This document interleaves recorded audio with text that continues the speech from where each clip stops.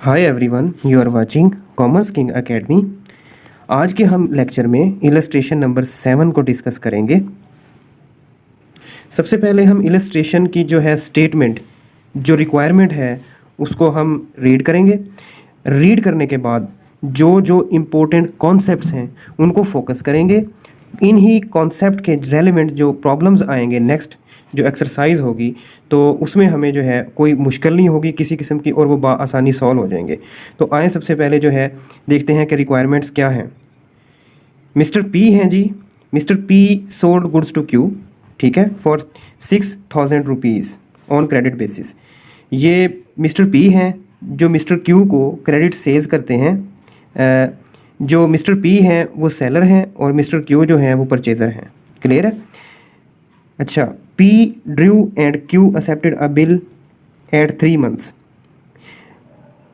फिर क्या हुआ, मिस्टर पी जो है वो ड्रा करता है बिल यानी कागज़ का एक टुकड़ा सिक्योरिटी के लिए, ठीक है। उसके ऊपर सारी टर्म्स और कंडीशंस जो प्रीवियस लेक्चर्स में हम डिस्कस कर चुके हैं, तो उसी तरह से ये ड्रा करेगा बिल, और मिस्टर क्यू जो है वो एक्सेप्ट करेगा, अपने सिग्नेचर और स्टैम्प के बाद मिस्टर पी को वापस कर देगा, और मिस्टर पी जो है उसका होल्डर होगा और मेच्योरिटी डेट तक वो अपने पास होल्ड रखेगा उसे, ठीक है।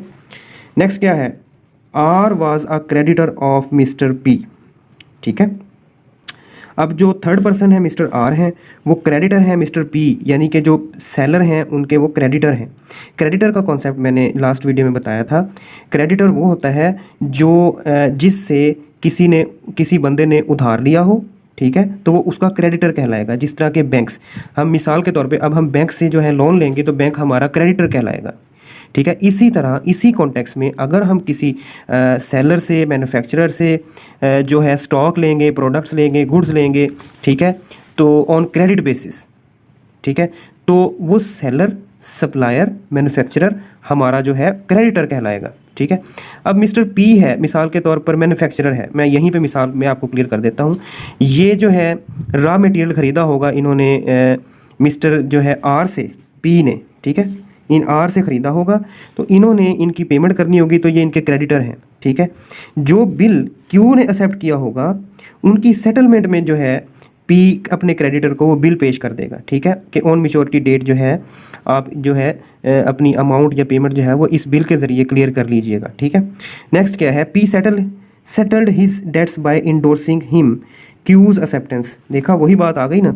जो पी है वो अपने डेट्स की सेटलमेंट के लिए ये बिल इंडोर्स करेगा कि कौन सा बिल, जो क्यू ने एक्सेप्ट किया हुआ होगा, ठीक है। क्यू ने उसकी एक्सेप्टेंस दी होगी कि हम आने वाले दिनों में, फ्यूचर में मैं आपको पे कर दूंगा। क्लियर है? अच्छा, on the due date when R presented the bill to Q. जो मेच्योरिटी डेट जब आई तो आर ने प्रेजेंट किया बिल क्यू के आगे, तो फिर क्या हुआ, ही डिसऑनर्ड द बिल। उसने बिल को रिफ्यूज़ कर दिया और डिसऑनर कर दिया कि मैं पे नहीं करूँगा। So being holder of the bill R paid 30 rupees as noting charges, ठीक है। तो जो करंट होल्डर होगा, नोटिंग चार्जेस जो है उसे ही पे करने पड़ते हैं, लेकिन अल्टीमेट एक्सपेंस जो है ये जो एक्सेप्टर है ये उसी का होता है, ठीक है। अल्टीमेट एक्सपेंस ये क्यू का है, नोटिंग चार्जेस जो है। अच्छा, show the journal entries in the books of P, Q and R. Clear? अब स्टेटमेंट को रीड करने के बाद हम इनके जर्नल्स में एंट्रीज करेंगे, ठीक है। यहाँ पे मैं आपको जो है ये इम्पोर्टेंट पॉइंट्स जो हैं क्लियर करता जाऊँ इस इलस्ट्रेशन के हवाले से, ठीक है। सबसे पहली चीज़ इसमें ये है कि डेट्स वाला जो कॉलम है, इसमें जो है रिक्वायरमेंट में, क्वेश्चन में जो है ना वो डेट्स नहीं दी गई ना ट्रांजैक्शंस की, तो हम जो ट्रांजैक्शंस की डेट है वो नहीं लिखेंगे इसमें, ठीक है। और दूसरे नंबर पे मैं इसमें जो लेजर फोलियो है उसकी मैं एंट्रीज़ नहीं कर रहा, उसकी जो नंबरिंग होगी, ठीक है, क्योंकि जो लास्ट इलस्ट्रेशन हमने सॉल्व की है, इलस्ट्रेशन नंबर 5 और 6, ठीक है, उनमें लेजर फोलियो के जो है ना वो मैंने जस्ट समझाने के लिए आपको कि लेजर फोलियो क्या होता है और उसकी एंट्री हम क्यों करते हैं। उसकी एंट्री हम इसलिए करते हैं क्योंकि वो किसी भी अकाउंट का आइडेंटिफिकेशन नंबर होता है, और थ्रू आउट जितनी भी स्टेटमेंट्स में जो है वो अकाउंट यूज़ होगा तो उसको हम जो है ना उसके नंबर से हम आइडेंटिफाई करेंगे। क्लियर है? और दूसरा जो इम्पोर्टेंट पॉइंट, जो नोट है, वो आपने माइंड में रखना है, ठीक है। जैसा कि मैंने इलस्ट्रेशन नंबर 5 जो प्रीवियस वीडियोज़ में मैंने जो आपको बताया था कि उसमें जो है ना एक डायग्राम मैंने आपको दिखाया था जिसमें जो है ना नोटिंग चार्जेस के जो है रेलिवेंट था, यानी जिस जिस को बिल जो है इंडोर्स होता जाता है, ठीक है। तो जब बिल डिसऑनर होता है तो वो अपने जो है ना प्रीवियस जो ड्रायर होता है उससे जो है वो रिकवर करता है नोटिंग चार्जेस की जो फ़ी है, ठीक है, या चार्जेस हैं। इस इलस्ट्रेशन में जो है जो इमीडिएट होल्डर होता है वो आर होता है, ऐसा ही है ना, आर के पास जो है वो बिल ऑफ एक्सचेंज होता है, ठीक है। और जब जो है क्यू है वो डिसऑनर करता है तो नोटिंग चार्जेस जो हैं वो आर पे करेगा, ठीक है, और आर जो है वो रिकवर करेगा पी से, क्योंकि उसने तो बिल जो है वो पी से लिया है, और पी जो है वो रिकवर करेगा क्यू से, क्योंकि जो अल्टीमेट जो है उसका लाइबल है नोटिंग चार्जेस का, जो डिफ़ॉल्ट करने वाला है वो क्यू है, और वो क्यू ही पे करेगा। इसमें है 30 रुपीज़, ठीक है, ये बात आपने माइंड में रखनी है। सो स्टूडेंट्स, आप देख सकते हैं चैप्टर नंबर 6 है accounting for bills of exchange, illustration number 7 जो कॉन्सेप्ट को फॉलो कर रही है dishonour of bill of exchange. इसके सोल्यूशन में हम सबसे पहले जो है पीस जो सप्लायर है उसके जर्नल में हम एंट्रीज करेंगे। ये उसका फॉर्मेट है, जैसे आपको पता है ये जर्नल का फॉर्मेट है, date, details, ledger folio, amount debit, amount credit. So सबसे पहली स्टेटमेंट ये थी, P sold goods to Q for 6,000 rupees on credit basis. तो इसकी जनरल एंट्री होगी पीज के अकाउंट में, यानी कि जो सेलर है, Q's account debit amounted 6,000 rupees to sales account credit same amount 6,000 rupees with details और description, goods sold for credit. इसकी लॉजिक ये है, क्यू जो है, बी ने क्यू को क्रेडिट सेल की, क्यू इसका जो है वो रिसीवेबल हुआ, इसलिए इंक्रीज इन एसेट, यानी फ्यूचर में इससे ये पेमेंट लेगा, अमाउंट लेगा, कैश लेगा अगेंस्ट सेल्स, तो सेल्स जो है वो क्रेडिट होती हैं विद सेम अमाउंट्स। अब नेक्स्ट एंट्री क्या होगी, he drew and Q accepted a bill at 3 months, right. तो इसकी जनरल एंट्री ये होगी, bills receivable account debit with same amount as above 6,000 rupees to Q account credit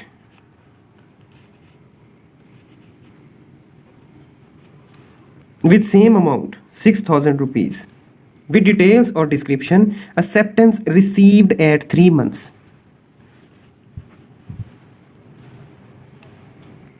इस entry, general entry की जो logic समझें वो ये है, पहले जो है Q इसका एसेट था, ठीक है, इससे क्यू से इसने वसूल करने थे। अब क्या हुआ, जो पी है उसने बिल ड्रा कर दिया, ठीक है, तो अब जो है दोनों पार्टीज़ के दरमियान जो बिल्स रिसीवेबल आ गया, तो वो बिल्स रिसीवेबल जो है पी का एसेट है, पहले क्यू एसेट था पहली एंट्री में, जब बिल ड्रा हो गया तो बिल्स रिसीवेबल जो है वो इसका एसेट है, यानी फ्यूचर में बिल रिसीवेबल के थ्रू जो है वो पेमेंट रिसीव करेगा, ठीक है। टू क्यू अकाउंट जो है वो क्रेडिट हो गया, because Q decrease in asset जो है वो क्रेडिट होता है, ठीक है, क्यों इसका एसेट था, अब एसेट में डिक्रीज हो गया तो ये क्रेडिट हो गया, क्लियर है। After drawing and acceptance of bill, next क्या हुआ, R was a creditor of P, ठीक है, and P settle his debt by endorsing him Q's acceptance, ठीक है। अब ये कह रहा है कि आर जो है वो पी का क्रेडिटर है, ठीक है, यानी पी ने आर के जो है वो पैसे देने हैं, पेमेंट करनी है, तो पी उसकी सेटलमेंट में जो है, अपने डेट्स की सेटलमेंट में बजाय पैसे देने के वो बिल इंडोर्स कर देता है, ठीक है, कि आप क्यू से जो है वो फ्यूचर में पैसे वसूल कर लेना और मेरा डेट जो है वो क्लियर हो जाएगा, क्लियर है।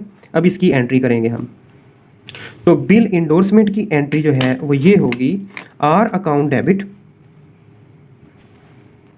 विद अमाउंट 6,000 रुपीज़, क्योंकि बिल की अमाउंट तो 6,000 ही चल रही है ना, टू बिल्स रिसीवेबल अकाउंट जो है वो क्रेडिट है, मैं इसको शॉर्ट फॉर्म में लिख रहा हूँ, ठीक है, बिल्स रिसीवेबल अकाउंट जो है वो credit with same amount 6,000 rupees with details और description, bill endorse to a creditor, clear है। अब इसकी लॉजिक समझें, मैं लॉजिक इसलिए आपको बताता हूँ ताकि आपको एंट्रीज जो हैं वो एज अ रट्टा सिस्टम जो है वो ना प्रिपेयर हों, आपको कॉन्सेप्चुअल एंट्रियों का जो बेसिक कॉन्सेप्ट है वो पता होना चाहिए। सॉल्व करने का जो है मकसद यही है, वरना जो है स्टेटमेंट पढ़ के और बुक की जो है वो एंट्रीज जो हैं वो रीड करके जो है वो वीडियो को जो है ना वाइंड अप किया जा सकता है, लेकिन नहीं, सॉल्व करने का, एंट्रीज़ को सॉल्व करने का मकसद यही है कि स्टूडेंट्स को है जो कंसेप्चुअल एंट्रीज़ जो हैं वो करनी आनी चाहिए, ठीक है, ताकि उन्हें प्रॉब्लम्स में किसी किस्म का कोई प्रॉब्लम ना हो, ठीक है, कोई मसला पेश ना आए प्रॉब्लम्स को सॉल्व करते हुए। अब इसी तरह इस एंट्री की लॉजिक समझें, ठीक है। अब मिसाल के तौर पर जो आर है वो पी का क्रेडिटर है, ठीक है। जो पी है उसने आर से कोई परचेजिंग की होगी, ठीक है, या क्रेडिट लिया होगा, ठीक है। तो जो आर है वो पी का क्रेडिटर है इस वक्त, ठीक है। तो पी ने क्या किया, उसे जो है बिल इंडोर्स कर दिया, वो बिल जो क्यू की एक्सेप्टेंस थी, ठीक है। अब मिसाल के तौर पर इसने क्रेडिट परचेजेस की होंगी पी ने, तो उस वक्त एंट्री होगी, उसने की होगी परचेजेस टू आर, ठीक है। परचेजेस इसकी डेबिट हुई होगी, ठीक है, क्योंकि परचेजेस उसका इंक्रीज इन एसेट, वो परचेजेस डेबिट होगी। और आर जो है लाइबिलिटी थी, ठीक है, वो इंक्रीज इन लाइबिलिटी जो है वो क्रेडिट होती है, ठीक है। अब जैसे ही उसने अपनी जो लाइबिलिटी है वो बिल के ज़रिए क्लियर की, बिल को देकर, यानी उसे बिल दे दिया, ठीक है, आर को, तो जो लाइबिलिटी है वो कम हुई, तो डिक्रीज इन लाइबिलिटी जो है आर जो है वो डेबिट हो गया, ठीक है। और पी की बुक में जो बिल्स रिसीवेबल है वो क्रेडिट हो गया। क्यों क्रेडिट हो गया? क्योंकि डिक्रीज इन एसेट हुआ है, डिक्रीज इन एसेट जो है वो क्रेडिट होता है। क्लियर है? मैं यहाँ एक कमेंट दे रहा हूँ जो आपका अंडरस्टैंडिंग लेवल जो है मज़ीद बढ़ा देगा। Creditor R is paid by bills receivable. ये देखें, क्रेडिटर आर जो है उसको उसने पी ने पे कर दिया बिल्स रिसीवेबल के ज़रिए, ठीक है। Creditor R is paid by bills receivable. Clear है? अब नेक्स्ट क्या हुआ, on the due date when R presented the bill to Q he dishonoured the bill. उसने जो है जब प्रेजेंट किया बिल आर ने क्यू क्या किया, तो उसने डिसऑनर कर दिया, ठीक है। जब बिल डिसऑनर हो गया तो उसकी एंट्री ये होगी, क्यू अकाउंट डेबिट होगा प्लस नोटिंग चार्जेस के साथ, ठीक है। अमाउंट आ जाएगी, वो थे जी 30 रुपीज़, ठीक है। तो क्यू अकाउंट डेबिट होगा 6030 रुपीज़ से, एंड आर अकाउंट जो है वो क्रेडिट होगा सेम अमाउंट 6030, क्योंकि इसमें जो है 30 रुपीज़ जो है वो नोटिंग चार्जेस इंक्लूड हैं।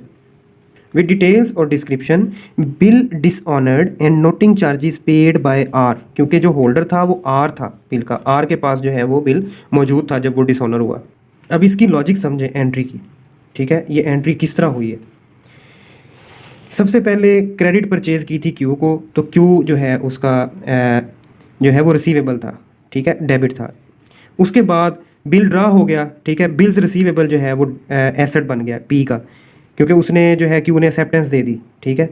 अब बिल्स रिसीवेबल यहाँ डेबिट था, अब जैसे ही बिल्स रिसीवेबल जो है वो डिसऑनर हुआ, ठीक है, बिल रिसीवेबल डेबिट था और क्यू अकाउंट जो है वो क्रेडिट था। अब जब बिल डिसऑनर हुआ है तो क्यू अकाउंट जो है वो फिर से जो है वो डेबिट हो जाएगा, क्योंकि आने वाले दिनों में फ्यूचर में पी जो है क्यू से पैसे रिसीव करेगा अगेन, क्योंकि बिल तो डिसऑनर हो गया, ठीक है। तो अब बिल था किसके पास? आर के पास था, ठीक है। तो आर अकाउंट जो है वो क्रेडिट हो गया, क्योंकि आर जो है यहाँ पे उसकी लाइबिलिटी थी, ठीक है, आर उसका क्रेडिटर था। डिक्रीज इन जो है वो क्रेडिट्स वो डेबिट होते हैं, ठीक है, यहाँ डेबिट हो गया था। जैसे ही बिल डिसऑनर हुआ तो फिर उसकी लाइबिलिटी बन गई, क्रेडिट हो गया। इंक्रीज इन लाइबिलिटी जो है वो क्रेडिट होता है, ठीक है। यानी अभी आर को पी ने पैसे पे करने हैं और क्यू से अभी पैसे लेने हैं, ठीक है। लेने वाले पैसे जो है वो डेबिट हो गया अकाउंट, जो देने वाला है वो क्रेडिट हो गया। क्लियर है? जो बात मैंने अभी कही उसको मैं जो है कमेंट में आपको लिख के देता हूँ, जिससे आपको बहुत क्लियर हो जाएगा concept. Q became debtor and R became again creditor. इसका मतलब वही है जो मैंने आपको यहाँ पे समझाया कि क्यू जो है वो डेटर बन गया अगेन, ठीक है, जब बिल डिसऑनर हुआ, ठीक है। And R became again creditor, कि जो आर है वो दोबारा से उसका जो है वो क्रेडिटर बन गया, क्योंकि पी ने उसे अभी पैसे देने हैं, ठीक है, बिल से जो है उसकी पेमेंट क्लियर नहीं हुई। क्लियर है? अब जिस तरह के पी जो है वो सेलर था, हमने सेलर के अकाउंट में जर्नल एंट्रीज की। अब क्यू जो है वो परचेजर है, कस्टमर है, अब हमने इसके जर्नल में जो है वो एंट्रीज करनी है।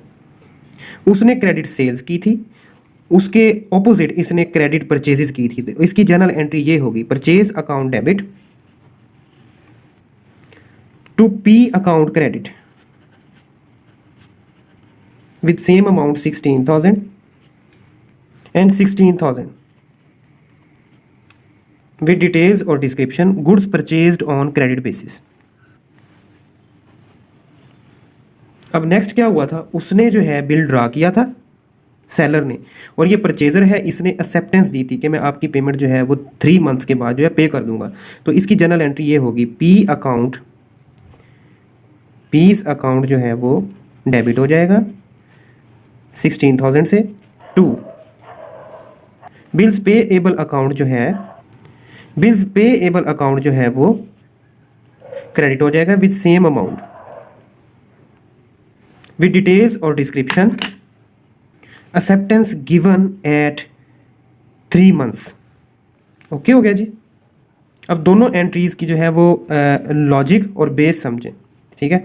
परचेज जो है वो डेबिट हो गई, इंक्रीज इन एसेट जो है वो डेबिट होता है, टू इंक्रीज इन जो है लाइबिलिटीज़ जो है वो क्रेडिट होता है, ठीक है। तो इसकी लाइबिलिटी में इंक्रीज हो गया क्योंकि इसने पी को पे करना है विद सेम अमाउंट्स, ठीक है। डेबिट क्रेडिट का पता लग गया।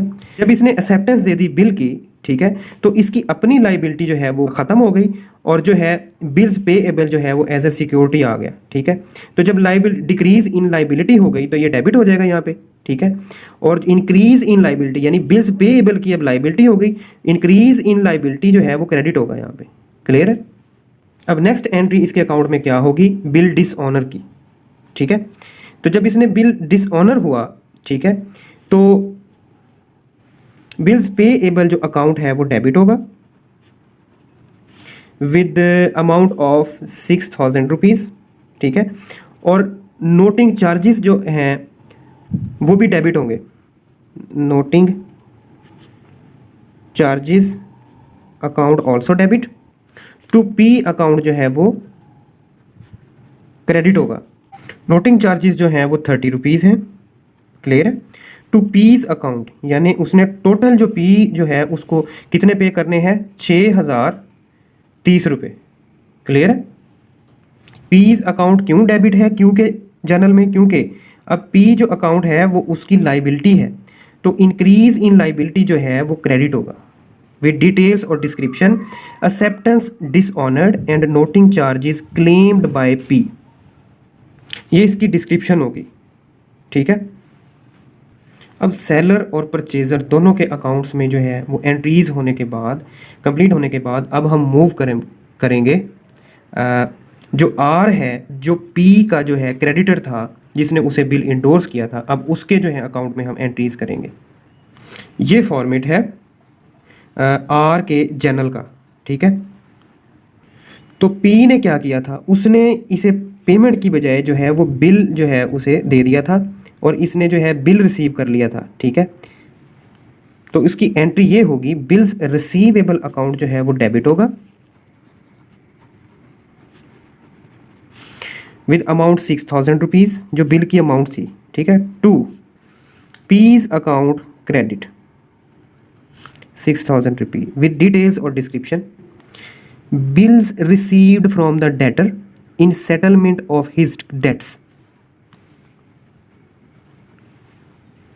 अब इसके पॉइंट ऑफ व्यू से देखा जाए तो आर का जो है पी वो डेटर था। डेटर ये होता है कि जो रिसीवेबल हो, जिससे हमने जो है पेमेंट या जो कैश है वो वसूल करना होता है, वो हमारा डेटर कहलाता है, ठीक है। इसके सिनेरियो में जो पी है वो इसका डेटर था, रिसीवेबल था, ठीक है। तो increase in asset bills receivable debit हो गया, ठीक है। डिक्रीज इन एसेट पी, पहले बिल रिसीव होने से पहले जो है पी इसका जो है वो रिसीवेबल था, तो एसेट में जो डिक्रीज हुआ वो क्रेडिट हो गया, पी जो अकाउंट है वो यहाँ क्रेडिट होगा। क्लियर है। मैं आपको कमेंट देता हूँ, P paid his debt by bills receivable. इसका मतलब ये है पी ने जो है अपने डेट क्लियर करने के लिए बिल जो है वो उसे इशू कर दिया है आर को, ठीक है। अब 3 माह के बाद क्या हुआ, बिल डिसऑनर हो गया, ठीक है। क्यू ने जो है बिल को जो डिसऑनर कर दिया, अब आर जो है उसके अकाउंट में क्या एंट्री होगी, पी अकाउंट डेबिट, इसके जो है ऑपोजिट एंट्री हो जाएगी, पी अकाउंट जो है वो दोबारा से डेबिट हो जाएगा 6,000 से, ठीक है।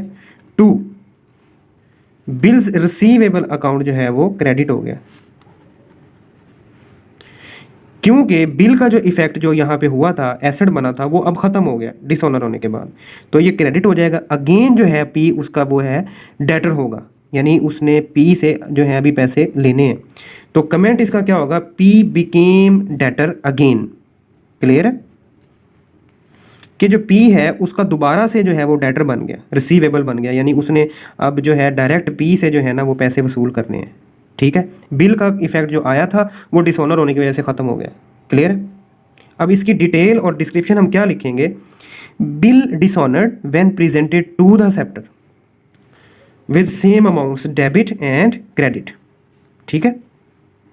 अब लास्ट एंट्री जो है वो आर के अकाउंट में क्या होगी, वो नोटिंग चार्जेस की होगी, क्योंकि इसका इमीडिएट होल्डर जो है वो आर था और इसने जो है नोटिंग चार्जेस जो है पे करने हैं और बाद में जो है वो पी से वसूल करने हैं। तो इसकी एंट्री क्या होगी, पी अकाउंट जो है वो डेबिट होगा with amount 30 rupees noting charges, to cash account credit होगा 30 रुपीज़ से। ठीक है, विद डिटेल्स और डिस्क्रिप्शन ये होगी, noting charges paid on behalf of P और claimed from P. Noting charges paid on behalf of P या क्लेम्ड फ्रॉम पी, या उसने पे करने हैं या वो क्लेम करेगा जो है नोटिंग चार्जेस, और उसने जो है एंट्री क्या कह रही है कि उसने पे कर दिए हैं। ठीक है, पी अकाउंट को डेबिट कर देगा क्योंकि वो पी से जो है वो 30 रुपीज़ वसूल करेगा। ठीक है, और पे कर दिया, डिक्रीज इन एसेट जो है वो कैश पे किया है, वो होगा जी क्रेडिट होगा यहाँ पे। ठीक है, और यहाँ पर एक और बात जहन में रखें कि जो लास्ट 2 एंट्रीज़ हमने सॉल्व की हैं इनको हम कंबाइन भी कर सकते हैं, उसे हम कहेंगे कंपाउंड एंट्री। ठीक है, मिसाल के तौर पर पी अकाउंट डेबिट हो गया जब बिल जो है डिसऑनर हो गया। ठीक है, और बिल्स रिसीवेबल अकाउंट जो ऑटोमेटिकली जो है वो क्रेडिट हो गया, और जो है कैश भी जो है हम यहाँ पे इसके साथ ही लिख सकते हैं, यानी P account debit to bills receivable credit and to cash account जो है वो क्रेडिट, क्योंकि जो आर है उसने अब जो है पी से दोनों अमाउंट्स जो हैं वो रिसीव करनी है, बिल की भी और नोटिंग चार्जेस की भी। ठीक है, बल्कि बुक में जो है ये मैंने बाद में देखा है कि ये एंट्री दी हुई है इन्होंने ना, तो note instead of last 2 entries a compound entry में be passed, that entry is P account debit हो गया 6030 रुपये से। ठीक है, बिल्स रिसीवेबल अकाउंट क्रेडिट हो गया 6000 से, और कैश जो है वो 30 रुपीज़ से। ठीक है, यानी अलग-अलग करने की बजाय हम ये एंट्री इकट्ठी एक साथ भी कर सकते हैं। ठीक है, और जब एक एंट्री में मोर देन 2 अकाउंट्स आ जाएं तो इसे हम कंपाउंड एंट्री कहते हैं। ठीक है, इसका मतलब ये हुआ कि आने वाले दिनों में जो है फ्यूचर में जो आर है उसने पी से 6030 रुपये जो है वसूल करने हैं। ठीक है, और पी जो है अब इसका जो है वो एसेट होगा, यानी रिसीवेबल होगा, और डेटर होगा, यानी इसका मतलब ये होता है कि फ्यूचर में जो है इसने 6030 रुपये जो है अभी वसूल करने हैं, इसीलिए पी डेबिट हो गया इन बोथ अकाउंट्स के अगेंस्ट। क्लियर है। सो डियर स्टूडेंट्स, हमारी जो इलस्ट्रेशन नंबर 7 है वो कंप्लीट हो गई और आज का हमारा लेक्चर जो है वो कंप्लीट हुआ। तो मिलते हैं नेक्स्ट इलस्ट्रेशन के साथ और एक न्यू कॉन्सेप्ट के साथ। So thanks for watching commerce king academy. If you like then don't forget share, subscribe and comment. Thank you all.